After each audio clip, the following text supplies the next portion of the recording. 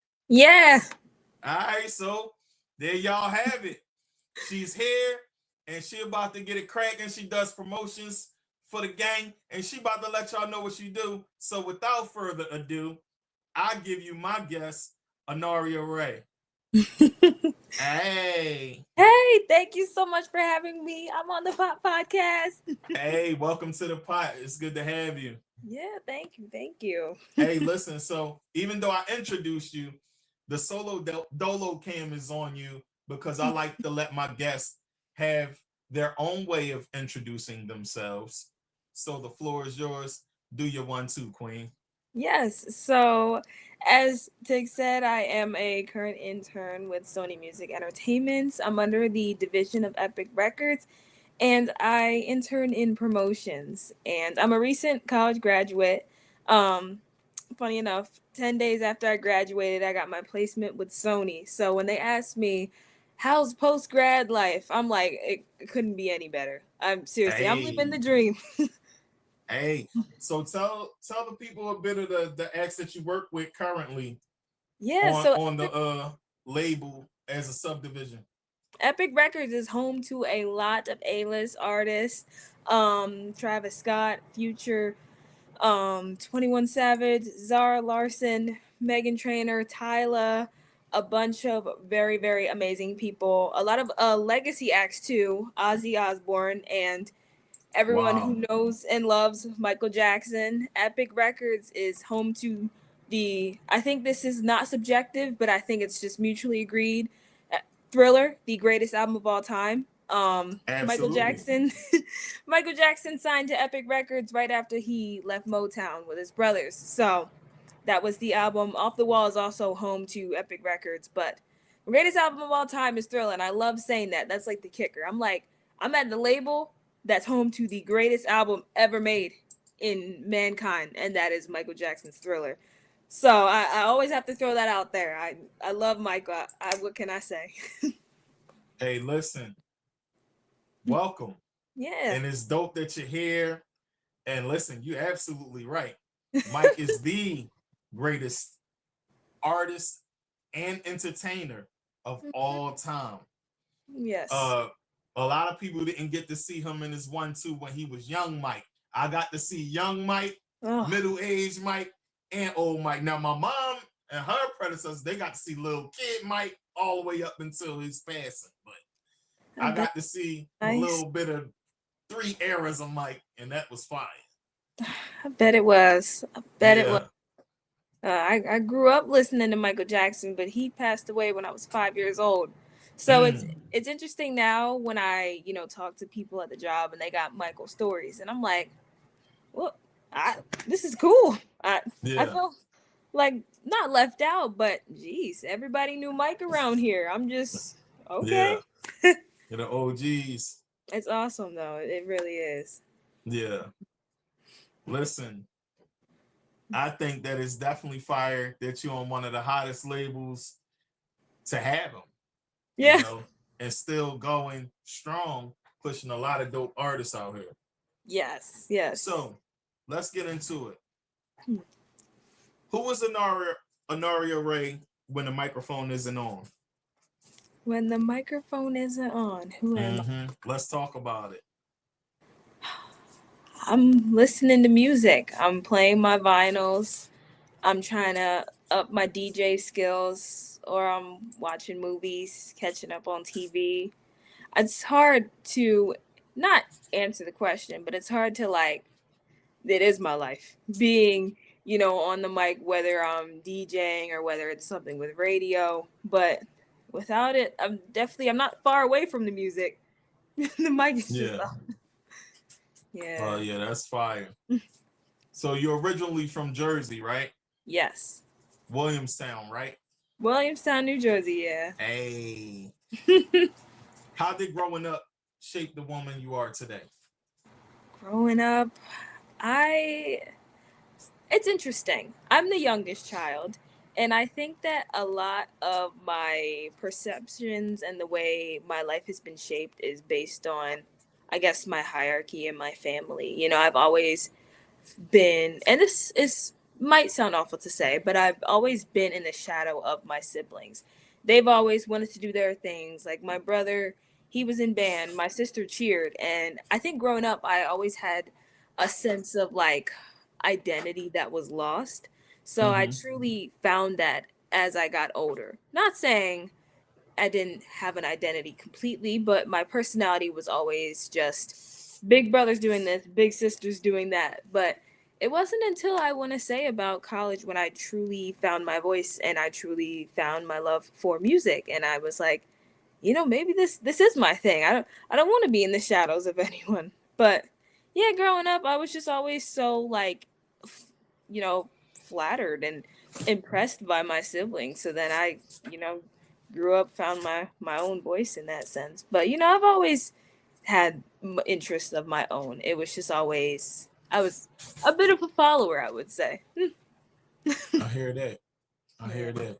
Listen, having siblings can be tough at times because if they're older, you know, people are looking at you like, well, what are you gonna do? And it's like, I know what I want to do, but I don't know what I want to do. Yeah. I don't know if I want to follow what they're doing, but I know I got to carve my own lane. Yeah. And you did that. And we're going to talk about that. So let's talk about radio, because you just spoke about, you know, it's kind of hard to put the mic down. Yeah. You know? And I understand it because that's kind of like me. I went from rapping to podcasting. Yeah. So it's like, it's kind of hard to put the mic down. You find it any way you can, you find the mic. Yeah. So, when did music first become something more than something you listen to, though? Oh, I love this. I love this question. I would say it goes back to 10 years ago when my brother, he had always been the big music person. He had always been in band. He'd always had the appreciation.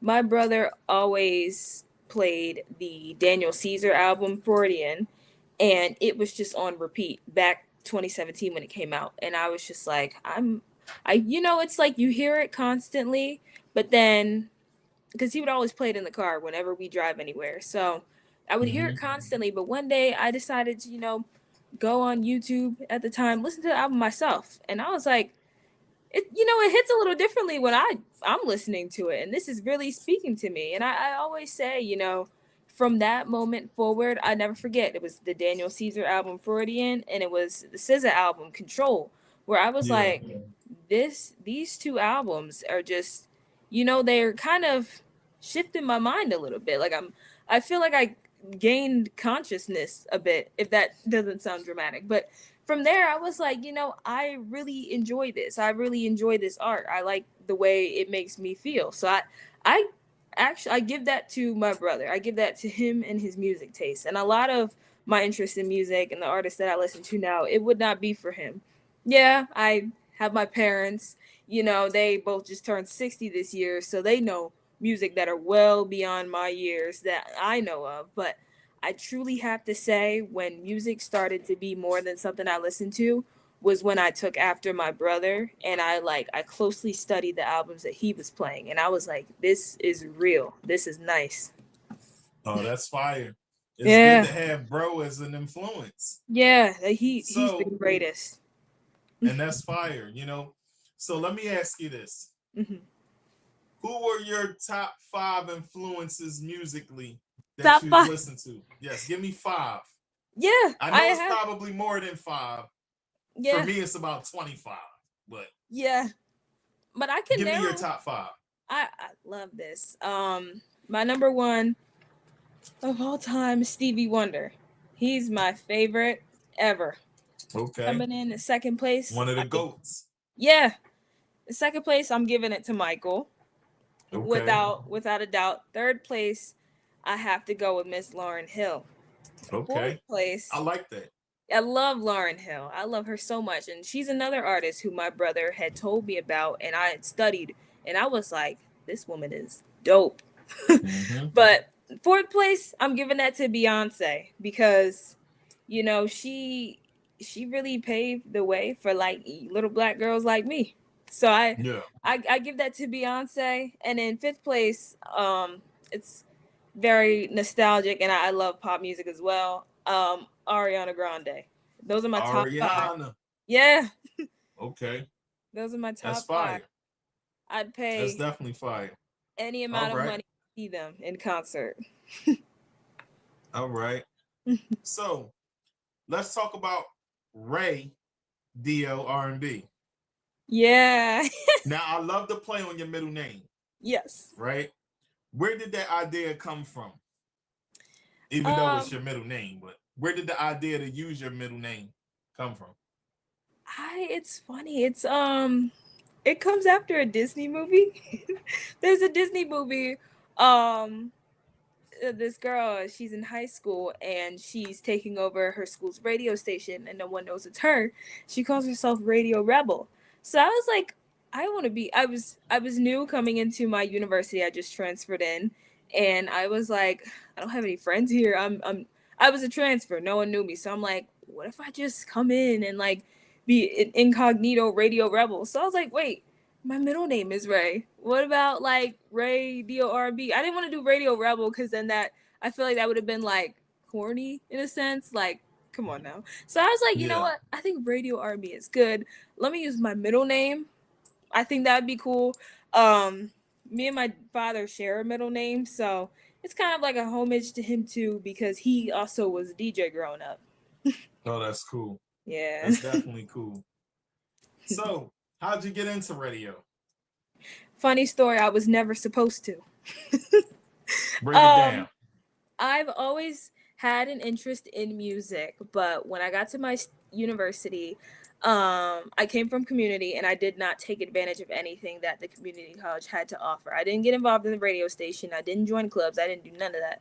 So I came to my university and I said, you know what? I'm just going to sign up for the radio station. And to what I thought it was going to be is administrative things, maybe some housekeeping around the station, assistance. So I filled out the first page with all my information. When I got there, I go to the second page and it says show proposal idea. And I'm like, oh man, I'm in the studio and there's, other students around, the community managers there. I'm like, I can't just, give them the application back and just not fill out the second page. So, off the top of my head, I was just like, you know what? If I had a radio show, I'd put this. And I was my school station, my university, it was an alternative station. So I was like, well, if I'm going to have a show, I want it to be true to me and I want to share my music. I want something there where I can just express my culture as freely as I want to. And I was like, hip hop and R&B show is just truly me. That's what I know. That's who I am. So I did just that. And my goal was to, aim to anyone listening that hip hop is more than just a genre of music. I'd say that's maybe a good 30% of what hip hop truly is. So, I was like, I really didn't want to, because can you imagine you're filling out the application, you get to the second page and you're just like, what do? You're going to walk out? You're going to fill out the page. So, the community manager emailed me a week later. She said, I love your idea. And I said, oh man, I guess I got to do this show now. I really, I just wanted to come in here and sweep floors and wipe stuff down, but I guess I have to go on air. Yeah, now it's time to really put the work in. Yeah, I mean, not complaining. It was me being shy. I was like, oh, I guess I have to have a show because I did not know that's what was on the second page. And normally I look through the packet. I didn't. So that really, I was dumbfounded, but it was the greatest thing ever. So you weren't just playing music. You were exploring the culture, history, and evolution of R&B and hip hop. Yes. So what did you want RAEdio to give listeners that they weren't getting somewhere else? Well, it's, I wanted the listeners to truly see that I'm not on there playing mumble rap. I'm not playing a bunch of, provocative things. I'm showing the art because a lot of people to the average ear, music is just, a lot of people like to listen to the melody of things, but nobody truly wants to listen to the words. The message. The message. Yeah. So I purposely came up with themes and I purposely, tried to throw in fun facts or stories or just even share memories on air of what the music meant to me.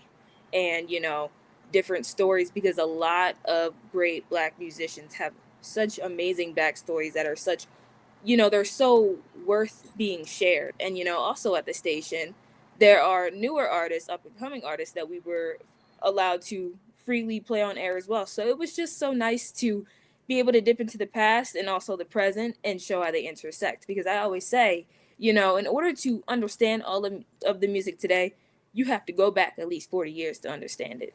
Everything is recycled. My mom and dad say nothing's new.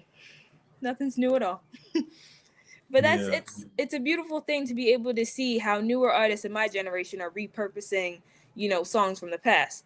I'm not saying everyone does it well, because sometimes we're just like, well, what did you do to that Michael Jackson song? Why did we touch that? But wow. It's nice to hear see somebody from your generation saying that. Yeah. It's nice. That's fire. So that gives me a segue question. Yeah. How would you explain the evolution of R&B to somebody who knows today's music and the current generations before today's music? How would you explain that evolution? I would say that it keeps on getting greater. It's nice. I mean, I say unless you're truly like a music head, it's hard to truly see the beauty in how far it's gone and where it's going. You know, a lot of people love to say that R&B is dead because we don't, not that we don't have heavy hitters, but a lot of people, you know, they're constantly chasing nostalgia. But I like to challenge that and say, you know, there's a lot of beauty in being open to new ideas and different sounds. So I'd say the evolution isn't a bad thing at all. A lot of people like to argue, you know, it's not the same, there's no soul, but you know, there is a lot when you truly want to listen, when you truly, you know, you have the time. Everyone just looks for what's next and they don't really stay where their feet are. So I say the evolution of R&B, it's a very beautiful thing. And it's something I'm so glad to share. I'm so glad to, you know, be able to experience and listen to and, you know, really be present for. Yeah. Hey, listen, I'm going to say this. I think I'm going to watch my words, first of all. But I'll say this. The sound isn't the problem. I think it's the message that's the problem a lot. I think in today's music, the flows, the different flows and sounds, that's cool. Yeah. You have to evolve with time. I think the message is just over sexualized in R&B music. Just personally, me personally. Yeah. We had a lot of different ways to speak on sex at one point, and now it's just straight to the point now. I want to ride it, I'm excited, and it's like, all right. Yeah. We get that, but break it down a bit, you know? So that's the only thing that I would say as far as today's music versus before. It's more blatant and straight to the point now, and before it was more subtle and more like you said, like creative. Times gotta change, and I agree with you there. I definitely agree with you there because it's a lot of music that I like now. I like SZA, she fire. I like Ariana, she fire. Yeah. I like Zendaya, she fire. Yes. It's a lot of different people, you know. October London, one of my favorites. He's good. He's really good. Yes, he is. You know, but you could tell he was listening to the older music. Yeah. He got that nostalgia, like you were saying. People are searching, they're really like chasing nostalgia. But if you intertwine the two, you get like the most blended artist ever. Yeah. So, and I think that's what y'all probably looking for right now. The artist that's blended that can do both. Yes. And make it feel so right. So here's my question. Yeah. All right. Because I got some questions for you. We 29 minutes in, we got about a half hour left. So we're going to get into it. What would you say hip hop lost? Hip hop. I'd say hip hop lost their MCs. Is that too bold to say? Nah, it's being real because lyricism is at an all-time low now. I mean, continue. We need. I mean, I'd say in mainstream because there's a bunch of underground artists who are truly using their voices for good, who are truly talking about something, who aren't talking about guns and misogyny. I think we have I don't want to say few MCs in this generation. I just say in the mainstream, in the forefront, we don't have much of that, Yeah. And it would be nice to see some people speaking for the culture, speaking for the people. It'd be nice to see some more J. Cole's, like, to throw that out there, somebody who's, talking, using their voice for good, Yeah. Well, I like to say Tigmatic got a little bit of transition, a little bit of everything. Mm-hmm. You know that already. Yes. You do it all. Yeah, I got a little bit of flavor for them all. I'll give them a little street. I'll give them a little something to make you think. Just wanted to say that out there, Yeah. For those that haven't tuned in to me and listen, go take a listen, y'all. Yeah. I got some work for y'all. All right, so here's my next question. What do you think? Who do you think is carrying the torch of real R&B right now? Man, male or female? Doesn't matter. To carry the torch, real Who do you R&B. think is carrying the torch properly right now in real time? I'd give it to SZA. Yeah. SZA, or depends on if you would consider her R&B. She's a lot in pop music. Olivia Dean is also she's really nice. I'm not sure if you would consider her music too much R&B. I know she's on some of the urban charts, but I would give that to SZA. Okay. Also, a shout out to Victoria Monet. She's really good. And even Coco Jones. They're really... Coco Jones has some soul in her that she really... I like. I love that a lot about her. But I would say those three, truly. Okay. Yeah, for men, Giveon has a soulful voice as well. He does. Okay. Yeah. I'd say yeah. Yeah, you put some dope artists out there. Yeah. For sure. I think that's dope. You know what I'm saying? And it's good to do that. All right, so older generation, who would you say? Carrying a torch. That passed the torch, but still putting out some fire. Passed the... Hip hop, and give me one hip hop person, give me one R&B person. Who's passed the torch, but still giving out that fire. I would say Usher. I mean, I don't want to call him old school, because he's on stage doing his thing right now. Yeah. I don't want to call Usher old school, but I think he did pass the torch to some of the, newer R&B artists. Usher, he's always with the newer rappers like 21 Savage and Lotto. He's always showing love to like the rappers and R&B of this generation. So I'd say that's a torch passing there. I'd say for rap, man, maybe T.I. I'd give it to T.I. Yeah. I would say Jigga Man. Yeah, but for me, Jay-Z's my favorite rapper, so I don't want him to give the torch up. I think he's about to drop something exclusive real soon, because he keep putting out little singles of freestyles. I think he's hitting that album, and it's about to be real crazy. I just seen him in concert last month. That was the most insane thing I ever seen in my life. Still rapping fast with the fast flow. Yeah, he's not giving nothing away. But I say T.I. I mean, T.I.'s dope. He shows love to all the younger rappers, and as he gets older, he stays in his lane. You know what I'm saying? It's not like he's older and he's still talking about the same stuff that the younger rappers are talking about. Like the song Let Him Know, he's speaking to him. And everybody in his generation is eating it up. My mom is one of them. She actually texted me I'm this one morning. of them too. Oh my goodness. And it's so good that y'all have that, you know. He's not lost with time. I people need to give him more respect and show some props to him. Yeah. Yeah. I the only reason I still give Jay the top guy right now, that junk he just dropped with Beyonce was fire. Yes, it was. I ain't even gonna lie. He not done.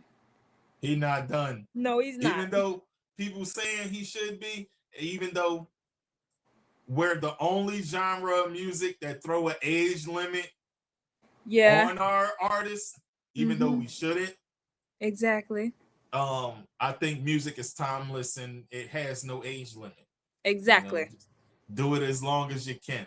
And it was good. Yeah. Yeah. Very all right. good. So here's my next question to you. Yeah. All right. This energy is good. Your energy is good. I'm feeling it.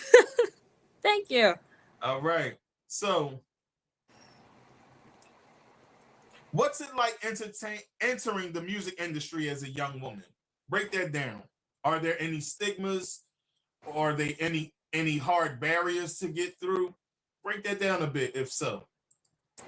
Well, you know, it's a good thing that you say that, because I explain this constantly. You feel like such a small fish in such a big pond. And I've never felt that way until I got into Epic Records. Now, I say this all with love and in the best way possible, because I'm getting out of college and my supervisor is the senior VP of Epic. And he's been there since a year before I was born. He's been there. He said 2003. I'm born in 2004. So it's like, it's humbling. It's very grounding. And it's so nice to take in and learn everything. Now, I'd say, you know, as far as being a woman, it sometimes it can be a little bit tricky because it is, you know, very male dominated, but it's just, for me, I'm so passionate in it. Couldn't nobody ever take my head out of the game. Couldn't nobody ever, you know, make me feel that I don't know what I'm talking about, because I'm a music student. I worked over at Voice of America in DC, where I did radio, and I met other great, you know, creatives. I'm a member within the Recording Academy in the Grammy U chapter. I know other creatives there. So for me to constantly be in spaces with so many creatives, it's very, you know, it's more liberating.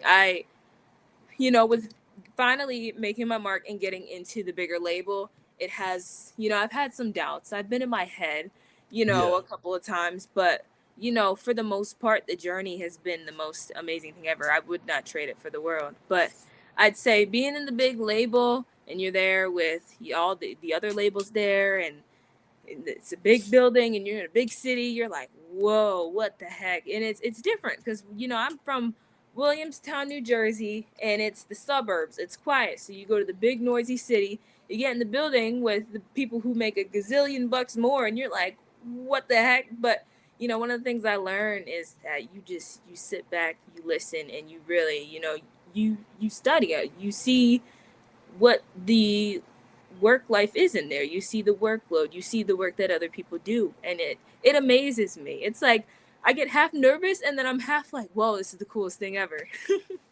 And I tell my boss about that all the time. He tells me not to be scared. You know, it's nice because he provides a lot of opportunities for me to meet people and see different things. But it's in a good way. I'm kind of spooked, but it's the excitement and the ambition to want to keep going.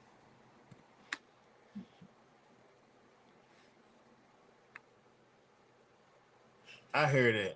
Now, you said that it could be tricky. I caught on to that. So break down that part. Tricky in what way?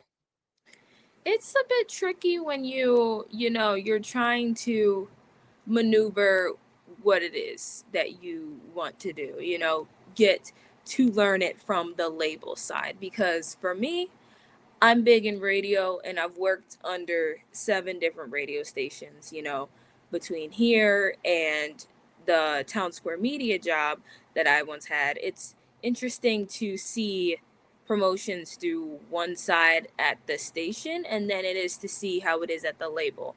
They're very different, but it gets to be a bit tricky when you're used to seeing and doing one thing, and then it's like, whoa, I'm actually promoting the people now. This is really cool, but it's a good type of different, and it's something that I've spent my summer and my time wrapping my head around, seeing the differences between the two.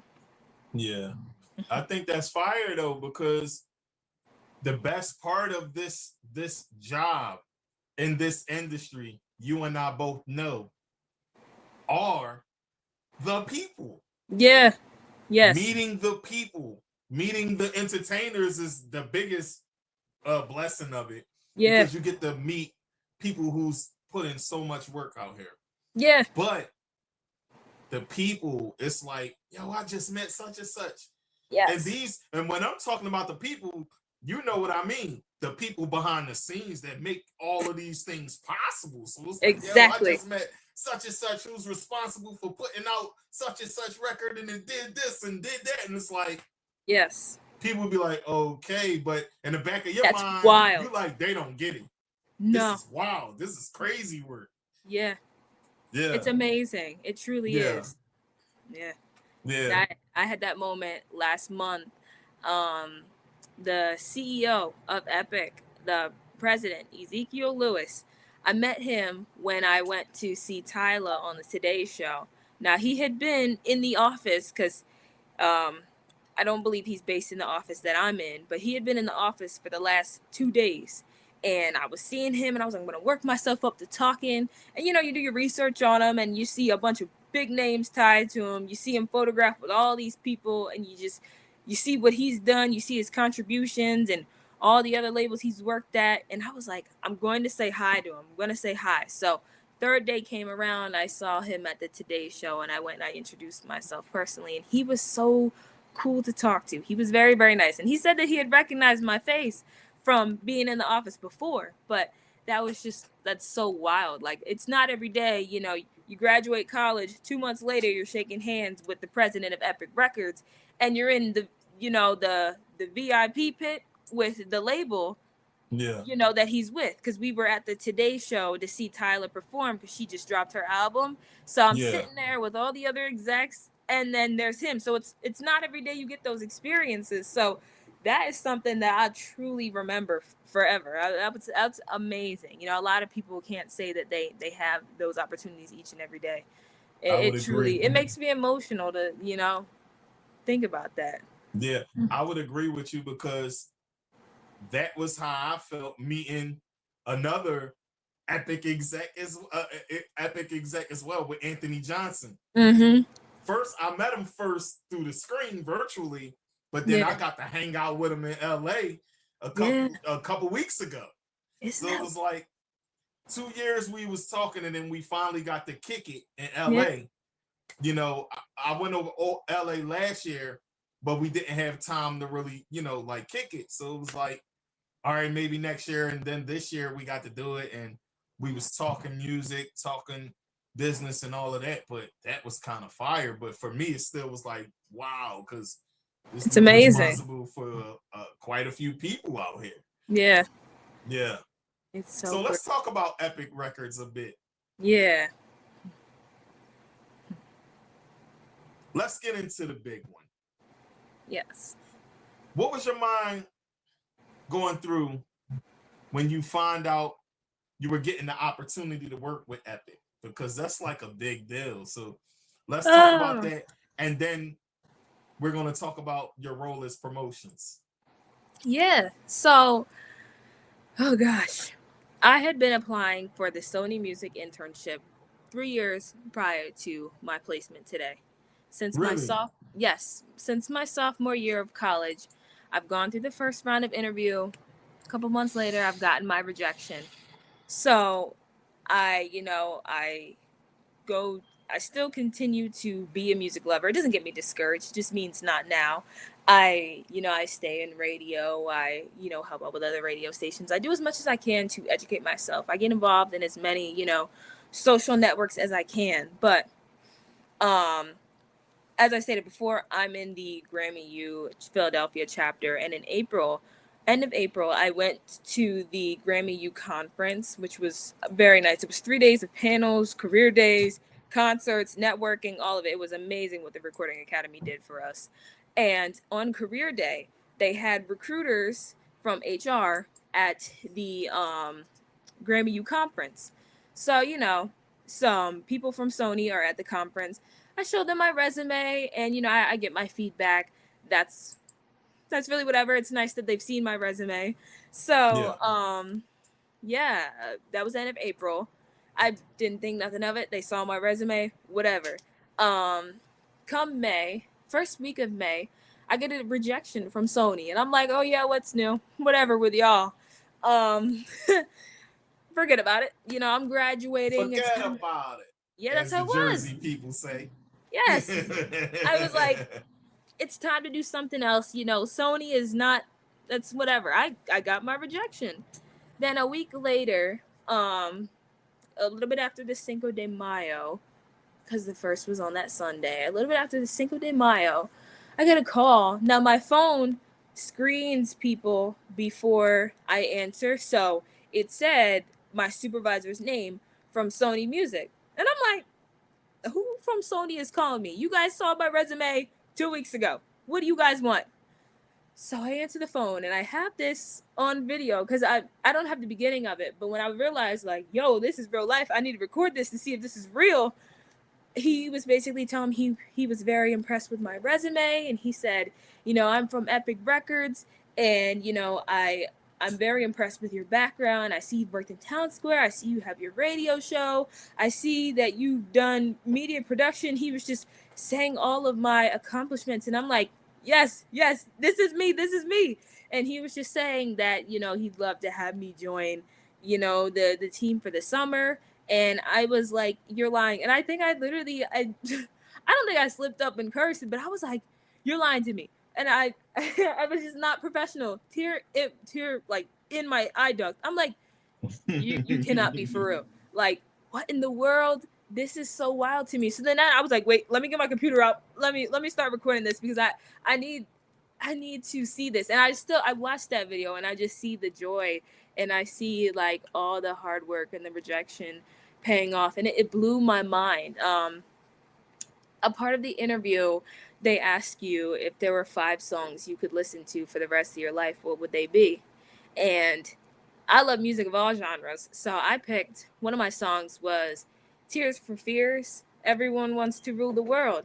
So I said that, and my supervisor was saying, and on top of that, you picked that song is amazing. And he's going on about how how much the song means to him. And we're having a moment where we're talking about, like, the song is good, you know, how it was just nice to connect with him and see, you know, we have similar tastes. So I guess he was like, she has this background, she's a radio host, and she likes Tears for Fears. I got to get her on my team. So that was the most amazing thing ever. And for that rejection from the week before, it had been, you know, I picked between 3. They have you select 3 jobs that you would be interested in. So one of my jobs, they said no, but my supervisor said yes. So I was shocked. I was like, it blew my mind because I found out, I want to say it was on the 7th. I graduated on the 15th, and I started on the 26th. So I was like, what the heck I got to move 10 days after I get my degree. I have to move my life to New York and go intern at Sony Music. And I was like, what the heck? And it's interesting because I was going, prior to that, I was going through such a wave of just, I wouldn't say misfortune, but everyone has bad seasons. And I'd say Absolutely. I was just going through such a rough patch, but I was just so grateful that there was light at the end of the tunnel, that I was able to start a completely new life and start a brand new chapter right with graduating. And it's been so great. So when I found out, you know, it taught me a lot about myself, you know, with, you know, making the move and doing everything. It taught me to be grateful for when things do not work out. Because I think back now, if I'd got that internship 3 years ago or 2 years ago or last year, it would have just been, okay, I'm going back to school.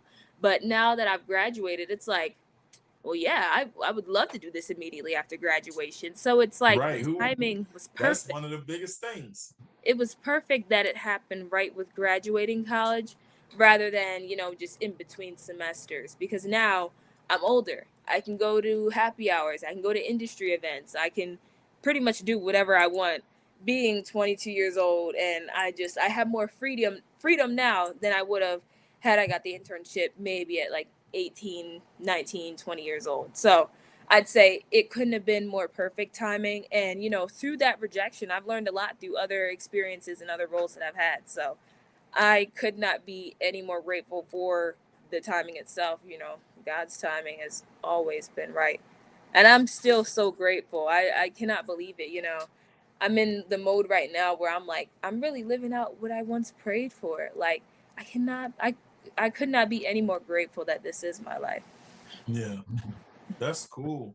I'm happy for you, first of all.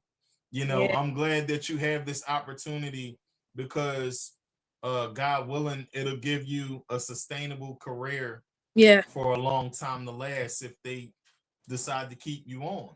Yeah. So yes. What's one obstacle you're determined to overcome? I'd say networking. I have always been a little timid when it comes to networking because I always look at people's status and what they do, and it's kind of crazy, not crazy to admit, but it's just like me being in my head like they're doing this and you're not doing that. So I'd say really getting through with networking. And one of the things that Sony does, they always provide opportunities for us interns to do things together. We have breakfasts, coffee chats. We had, the intern party. They throw events. We had t-shirt decorating. So I've conquered networking with my fellow peers. But when it comes to the execs and really, making my mark and really being aggressive, that is the obstacle that I'm currently overcoming. And it comes with fear, but I'm going to get through it the best that I can.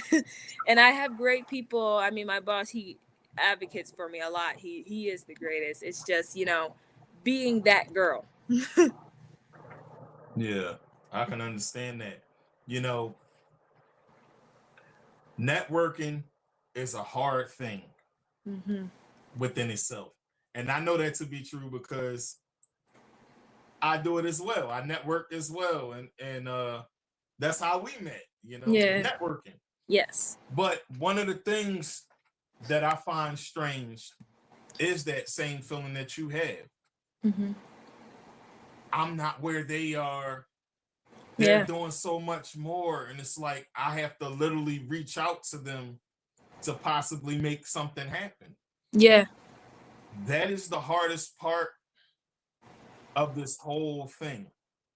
It's tricky. It's very tricky. It's the hardest part of this whole thing. But I feel like this, and I'm going to say this to you. Let me put the cam on both of us again. I feel like God puts us in certain places so that we can get to the destination that we desire. But you got to trust him while you're doing it. Exactly. I have that feeling that you explain all the time as soon as I reach out to anybody I'm trying to network with, especially if they're in a big lane like you're in, or it's an artist, or it's an executive. Yeah. But you never know what'll come from it. You just have to have faith and just push on and keep going. So that's what I want to say. Keep going because you're doing it. You know what I'm saying? Yeah. And I think it's fire. Because on the other end of it, it's just excitement. Yeah. The other end is as soon as you made that play happen and it's all said and done, you get to release that feeling that you had for one. But then you're looking back like, yo, I just did that. Like, and a lot of times, y'all might call it lame, folks, but I don't. I get that, woo! I just did that. Yeah. That's how I was. You got to let it out. Yeah. And it's a feeling like no other. It is. Only people that done it can understand the feeling. Yeah. When you know how hard you're working up to getting to this point, and when you finally get there, yes. Yeah. Yeah, that's how I felt when I interviewed Cornell West. That's how I felt when I interviewed 5-time Emmy Award winner Dominique DePrima. It was just crazy. Yeah. Crazy feeling. I bet it was. So, 2 more questions before we get out of here. If the 18-year-old version of Anaria could sit across from you today, what would you tell her? Stay away from them boys. Stay away. Stay away. Oh my gosh. I'd say, and this isn't even to get too personal, but I think that a lot of my distractions have come from wanting to be around boys who don't want good for themselves. I am a huge people pleaser, so I know when I was 18 years old, as soon as, it hit me, I was like, no, this cannot be what I'm doing. Like I will say I was not the best in community college. I did not perform the best that I could academically. And it was because I was just caught up, having boyfriends and just falling behind. Yeah. So when I, 18, graduated community college at 19, I turned 20 that summer, I got into Stockton. I said, you know what? I need to get something going for myself. Hold on. You got into where? Stockton University. That's a flex. That's a flex. Yeah. Hold on. Round of applause for getting into Stockton. That's a flex. Yes. We had to say that. That's a heavy flex. Yes. It was like, you transfer from community to a university and you're like, I have 2 years to just show off and do the best that I can. I don't need to be getting distracted with all these boys. I don't need to be getting distracted trying to have a boyfriend or trying to entertain friends who don't mean me no good, I'd say. And a lot of women hold themselves back because of the men and the company they keep themselves around. But I know when I was 18 years old, I was so disgusted. I was like, why am I sitting here trying to, see the best in people when I could literally be giving that energy to myself? So now it's like, I'm my biggest cheerleader. Like I never, it took me one time to truly feel so disrespected and to truly, that was just a huge setback. The boys are a distraction. So I'd say 18-year-old Anaria should be very, very relieved that things did work out, and that I wasn't like, I didn't not graduate community college. So 18-year-old me, she would be so stinking proud. She would be. And even 17-year-old me, high school me, because I never truly knew what I wanted to do, but I always knew what I liked. So it was nice to be able to see I can combine what I like and truly, build something with this. So immediately it's stay away from the boys. They want to distract you. It's an old saying that a woman with love is a distraction and a threat to a woman with goals and ambitions. I wouldn't say love. I wouldn't say love, but I'd say having, little situations or dealing with men, Don't get distracted. Y'all heard exactly. I still need to touch $1 million. I still need to, have more radio shows. There's so many things I need to do before, I hop back into that scene. But I'd say that the men who, didn't want the best for themselves, who were, kind of just going with whatever, they did have that influence on me where I was like, wait, this doesn't have to be my life, because I'm very blessed to grow up the way I did and have super supportive parents who want to see me do well. Shout out to mom and dad. Yeah. I mean, my father, he never finished school. So it's like, there's no way that I'm going to sit here and be his legacy and I'm sitting here getting distracted and getting my heart broken. Let me just keep going. She is talking very wise, folks. It's true. I'd say the boys are such a distraction. They'll tell you they love you, and then they'll have you, they'll steal your youth. So it would be that immediately. No, like nowadays, the dating scene is so much. I wouldn't say rougher, but my patience is so thin. So it's definitely the boy thing. I mean, I guess a lot of women won't have the same challenges that I did, but it just comes from me finding my voice and really figuring out who I am and what I will and won't go for. Some women are naturally that secure, but me, it took some time where I was like, wait, these men are trash. Let me go work for music. Juices. Yeah, I was like, let me go get a music job and actually create my dream life while y'all you do whatever, Yeah. But yeah, it'd be away from those guys. They don't mean you any well. One more question. Yes. One more question before we get up out of here. Yes. You already stepped inside rooms that a lot of young people dream about entering. Mm-hmm. But when you finally get the power to open the door for somebody else, mm-hmm. who's going to be the people that you bring through it and why? I'd say a lot of the creative people that I've met along the way. More specifically, a lot of people and artists that I've met, including you, Tig, through the Grammy U chapter. I've met so many people who are my age, who are so like-minded, who have voices and producing capabilities that are just out of this world. I would love to bring these voices to light. There are so many people who bring so many different things to the table. And the only difference between them and your favorite artists who are topping the charts every day is the fact that they're not making any charts. They are home acts. So it would definitely have to be a lot of the people that I've met in these creative spaces. I mean, I could never forget the impact that they had on me and the way that they have liberated me into thinking, oh, wait, I need to start a music career. I need to start a singing career.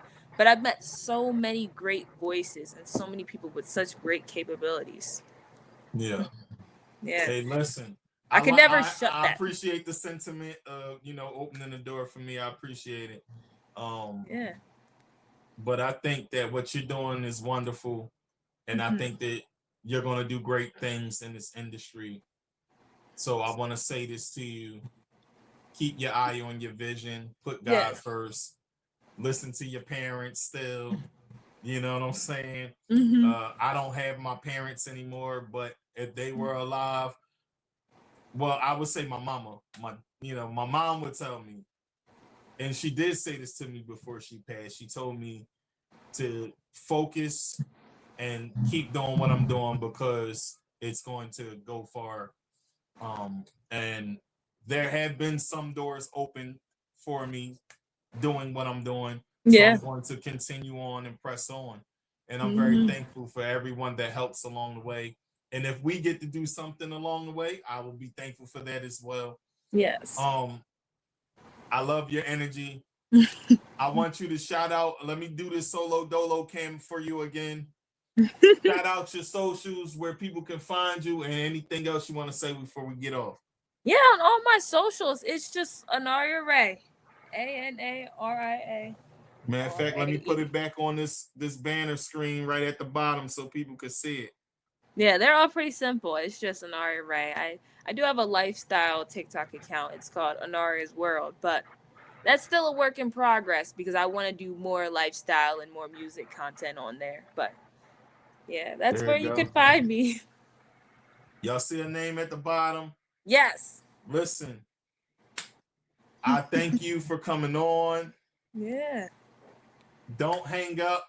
I want to say something to you, but I'm about to close out the show, okay? Absolutely. Yeah. All right. So I'm going to remove you and we'll be right back. I'm going to close the show out and then we're going to chop it up real quick. No worries. Folks, I hope y'all enjoyed this episode today. I did. Anaria Rae, her energy through the roof. Matter of fact, I'm doing the noise like I don't got the noise. We got to do this the right way. Hold on. I've been slacking a little bit today because I'm doing a double header. Excuse my tired body as it moves slow. It's a lot going on with me. Anaria got it popping with y'all today. Her energy dope. And she making moves out here. Be on the lookout for her, y'all. Once again, it's your boy Tigmatic, Collywood TV, Collywood Radio, Dollar Radio, Going In Radio, 105.7 The Phase, NorthShadeDemoreBoutique.com, DamaniBrand.com, and Vibes Beverages LLC, our sponsors. Yo, put God first in your life and always be aware of his light. If so, you'll be all right. You might go through pain, you might go through strife. But remember, the king who's protect you at night. It's your boy, Matic. We out. Peace. What's up, y'all? Tune into the Pop Podcast with Tigmatic. For the Pop Podcast with your boy Tigmatic. The Pop Podcast, stirring the pot. So tune into the Pop Podcast with Tigmatic on Collywood TV. Tune in to the Pop Podcast, my boy Tigmatic. And Going In Radio. You might get some good music and some knowledge.